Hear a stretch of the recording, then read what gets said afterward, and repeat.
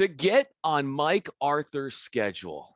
What an ordeal. He's a busy man. He's got a lot going on, but a chance to tell his story is going to be a lot of fun. And that is what we are going to do here today on the On to Something podcast. I'm Bryan Fenley with Fox Sports Radio. Mike, Senior VP of Business Development at Veritone, working heavily in sports business, especially in properties with the NHL and the NCAA, and the list goes on. We're going to talk not just about what he does professionally, but learn more about him as a father and what drives him in that capacity as well.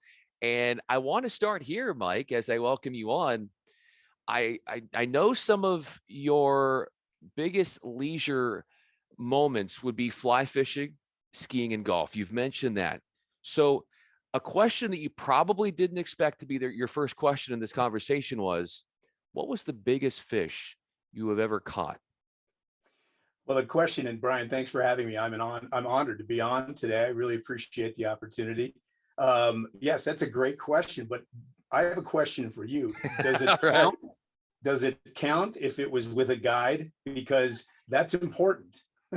Well, fly fishing is one of those sports that if you don't know enough, the irony to the three sports you mentioned, golf, skiing, and fly fishing, they're all technical sports in their own way. And fly fishing to me is the one that is the most challenging. I grew up here in Colorado as a ski instructor when I was younger. So it is a sport I'm very comfortable with and spend a lot of time analyzing when I'm on the hill. And then golf, of course, is the bane of many people's existence.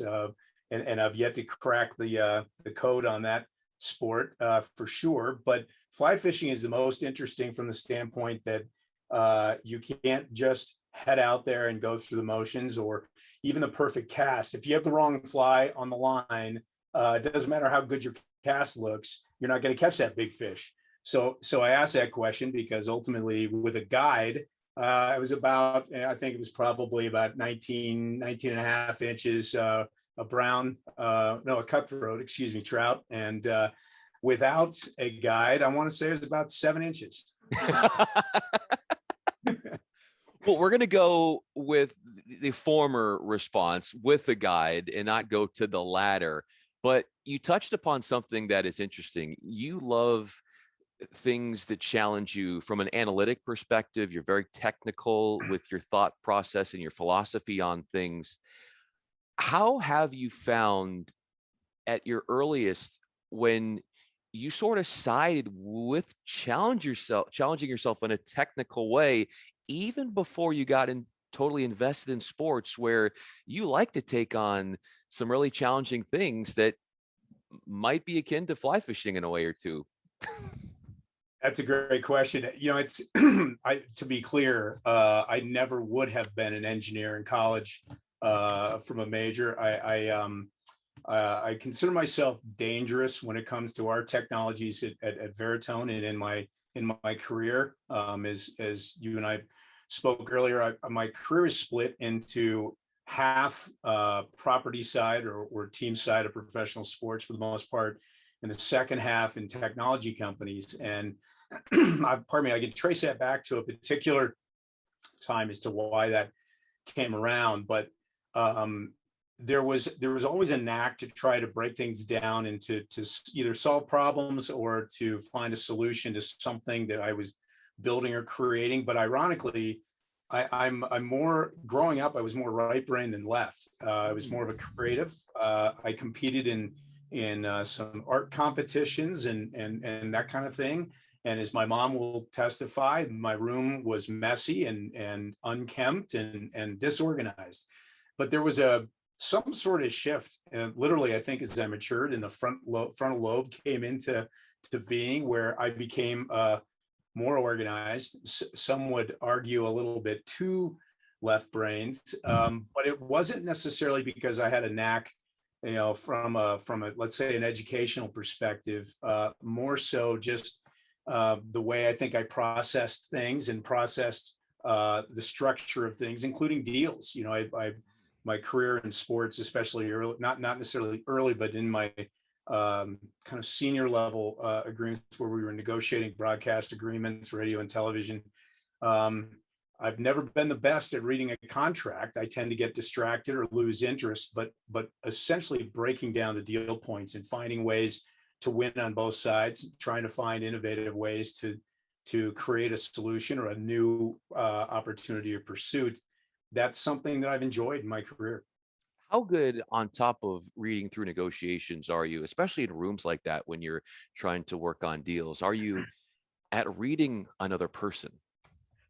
It's interesting. The the body language of a person, the tone in their voice, clearly their facial muscles. You can read a lot. Some of it's pretty darn obvious, especially if they're raising their voice and they're a little stressed, a little red in the face.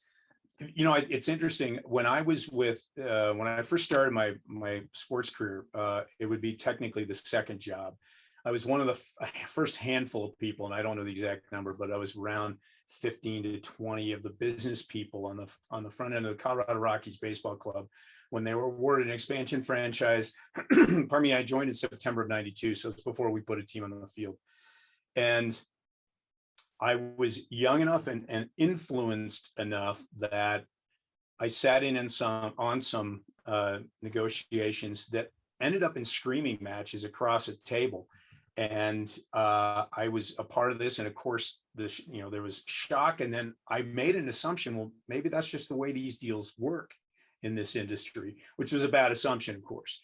But I learned quickly from that that's not the way necessarily to behave, and found my own path, which was, I think a more embraced path with most people, which is just understanding the dynamics of both sides. As you know, in sports, there's a lot of egos, there's a lot of arrogance in some cases, and winning is, very much a part of the culture, both on the court, ice, or pitch, as much as it is in the boardroom. That being said, the best deals and the greatest trust that I've ever earned was by listening and landing at a place where both parties could gain. And that sounds commonsensical, but it is amazing, I think, sometimes how often it takes more time than necessary to get there with folks. And that's just part of the human dynamic, I think. How has listening to your wife changed your life? Well, I think as any good husband might answer, you listen and respond to the affirmation consistently if you're to have a good marriage. But to be honest with you, I'm a strong personality. I would consider myself an A type. Kelly, my wife, is not necessarily an A type, but she has a very strong conviction, and she is a very good read of people, and she is certainly very intelligent, as well as being beautiful. But beyond all those things, Kelly and I have been together for a very long time. We started dating in the fall of 1984. So I am old, for the record, Bryan, but at the same time, 84 was right out of high school for me. And Kelly's about a year and a half older than I am. And, we've been together a very long time. Through that time, I was very driven when I did break into the sports industry, which was, by the way, not a life goal. It just kind of happened this way. I ended up, my first gig was with the old Champ Car. If you remember, where IRL and CART, Champ Car, Championship Auto Racing teams, battled it out. And as a result of their paying so much attention to each other to be the dominant open wheel racing series in the US, NASCAR kind of came right through the middle and became the dominant motorsport in the US. And as a result of that, I spent just a couple of years in open wheel racing, and then, as I mentioned, went over to the Rockies in '92. During all this time, though, you earn your stripes, especially back in the day before there was a lot of technology to make your jobs a little bit smarter and a little bit easier, where we were putting in 70, 80, 90-hour weeks. And I was very proud of that. And there came a point in time when I made the jump from the Rockies over to the Nuggets and Avalanche. I had a hand as a part of the group. I was very proud of this group that was put together that always works kind of hand in hand with the general contractor in building Coors Field. And I kind of explained to people that, you can't have a general contractor go build a venue without having the team involved operationally, because their job is to build what's on the blueprints. And a lot of times you get into the actual application and the team will look at something, and there's a difference between, develop. We can even apply this to software. There's a difference between development and workflow. And workflow is the operational just capability of the building, how it lives and breathes. And, so we'll catch things and say, yeah, I wouldn't put a wall there because for the box office, people are going to queue outside into the cold, especially if it's an NHL venue or an NBA venue when they play in January and February. So there are these little things that come up along the way. So I was a part of the group that helped develop Coors Field. And I had a hand, specifically had a responsibility at that time for the center hung score, the main scoreboard. I shouldn't say center hung, that's arena, but main scoreboard and all the signage in the building, and the clock that hangs at 20th and Blake that is still there today. So I took that kind of that experience, if you will, and moved it over to the Nuggets and Avalanche, and was a part of that very same process of building what is now Ball Arena, was Pepsi Center back in the day. My point in telling you all that is when you are running an area responsibility in a team, and you have construction responsibility, you are putting in a tremendous amount of hours. And, as a result, sometimes Kelly, who was terrific, especially with at that time, my son was born in 95. So it's about when we opened Coors Field. In fact, he was about 3 weeks old when we brought him to the wild card game at Coors Field. So that was a cool gig for him, though he doesn't remember any of it, of course. But then again, when we got into Pepsi Center and I was young for the responsibility I had as a vice president, I was very proud of that accomplishment. And there were older people on my staff. So I had to work twice as hard because I wanted to make sure that I was not only putting in the time, but I deserved to be there, that I had earned the right to be there. So that's where, back to your question, there was a point in time where I was starting to get headhunted for very high level opportunities in the sports industry, which was a terrific honor. But it also meant going to a market that was typically just kind of the rule of thumb. And I don't mean this with any just disrespect, but usually a lot of the president type gigs that open up for a lot of pro sports are usually a team that needs to be turned around, or a weak market. That all the great plum gigs in all the great cities typically don't come up much. And so you got to make some life decisions at that point. And Kelly was very firm in her commentary that, look, you've got to think about the big picture. And in fact, it was a kind of a seminal moment for me as I looked at my career path. And as much as my ego and my arrogance in some cases wanted to grab that brass ring so I could make a statement, it was probably more for myself than anybody else. And I think when Kelly, who had a more level head, kind of laid out everything, it made sense. And that's about when I started to make that pivot into standing up sports and live events practices inside technology companies.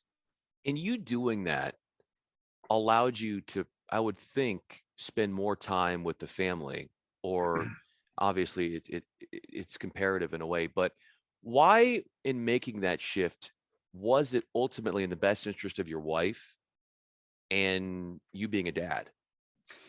Well, I mean, Brian, this is one of those things, it's a, there's an easier path and then there's a more difficult path. And the easier path is to take a step back and look at your time commitments and prioritize, right?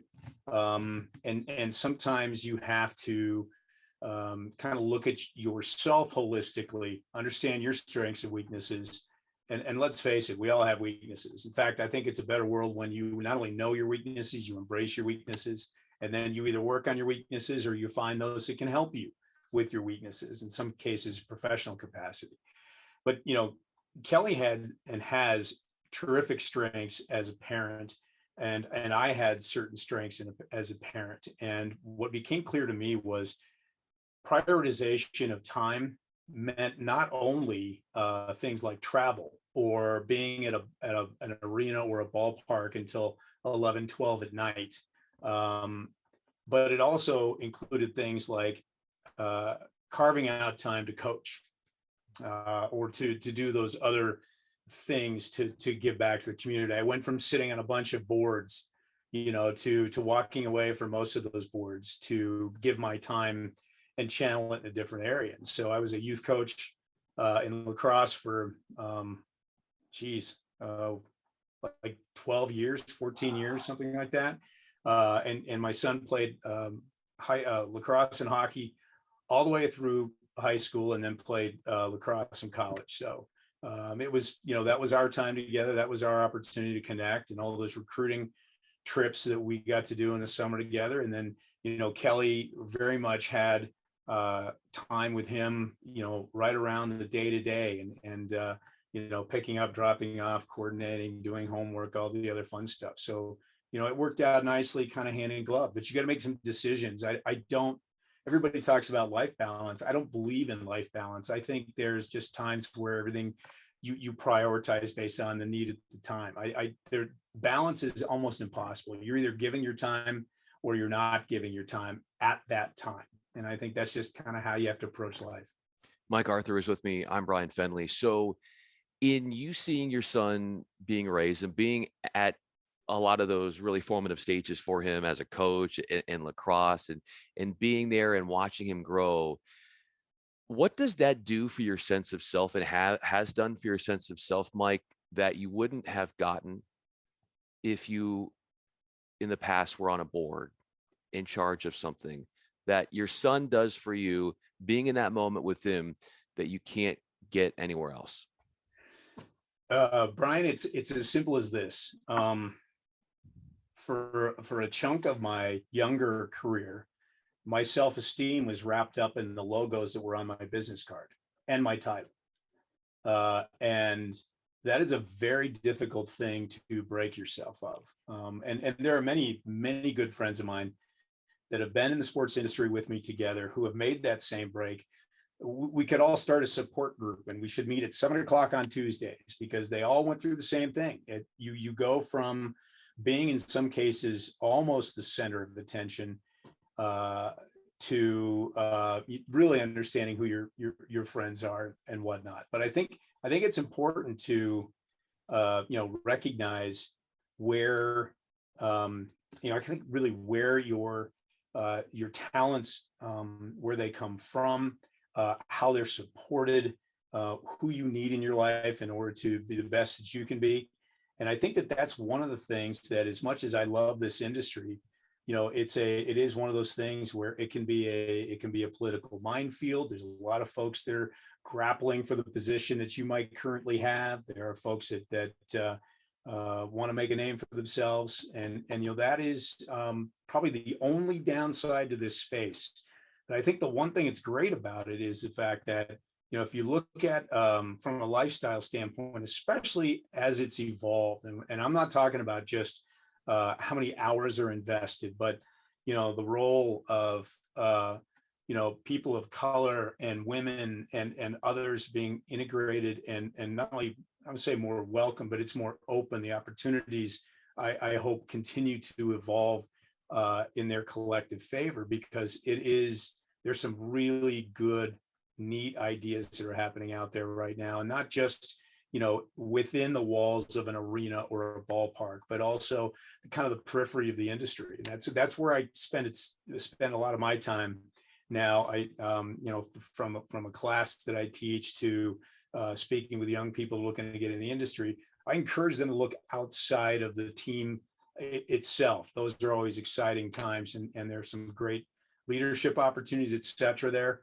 But where is the business really growing, especially in this environment where digital becomes such a significant player in the distribution of content? I see all these neat opportunities that fall outside of what most people think of the sports industry. How would you grade the way in which you are able to look ahead and see how the industry is going and where it's trending before it goes that way? Sort of a foreshadowing, if you will. I think it's directly proportional to the amount of work that you put in to study your industry. If you're a student of your industry, you're able to prognosticate and connect some dots, and I think look over the horizon more effectively than if you don't. I don't think anybody in the business is necessarily a visionary. I think there has been some wonderful talents that have been called visionary, but I don't think that they just woke up. It's kind of like your business, Brian. You don't wake up and just go broadcast. Sure. When you're on ESPNU this coming weekend, you're doing a lot of research, my friend. You got to be, you know the drill. You got to do a lot of homework. You got to read up. You've got to know players on both sides of the net, and that's all work that most people don't see. And I think that's where some of the folks that have really been notable in the business. There was so much work that the average person doesn't see that they put in advance before they sounded like this grand prognosticator.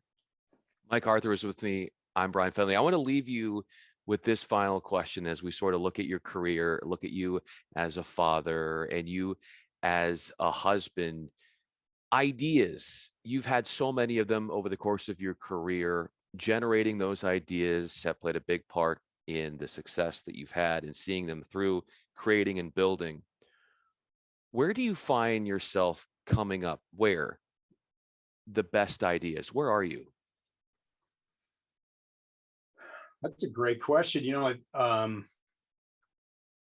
don't honestly, I don't get them in any one particular place. I'm one of those people.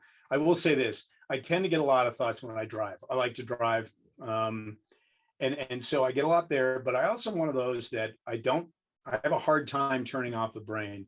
So I do get ideas everywhere because I think I'm constantly thinking about it. In fact, Kelly would tell you happily that she gets irritated because she's not sure that I hear her half the time, and it's probably because I'm in my own mind. But yeah, probably everywhere. But if I can get a good, especially living in Colorado, as we get into the warmer months, put me on a mountain road, maybe do a fly fishing destination, and I'll come up with some good ideas. I think that would be a lot of fun. And don't forget golf and skiing Oh, as no. well. I'm sure that there have been some good ideas in those realms as well. Mike Arthur, this has been so fun looking into your mind. You talk about your mind and getting out of your mind. But we had a chance to take a visit inside your mind in this conversation, and a lot of really neat tidbits from your life, and also some big takeaways as to how you've made it, and some great stories about your family. Really appreciate the conversation. I'm Bryan Fenley. Mike, thanks again so much. Brian, thank you so much, and best of luck this week.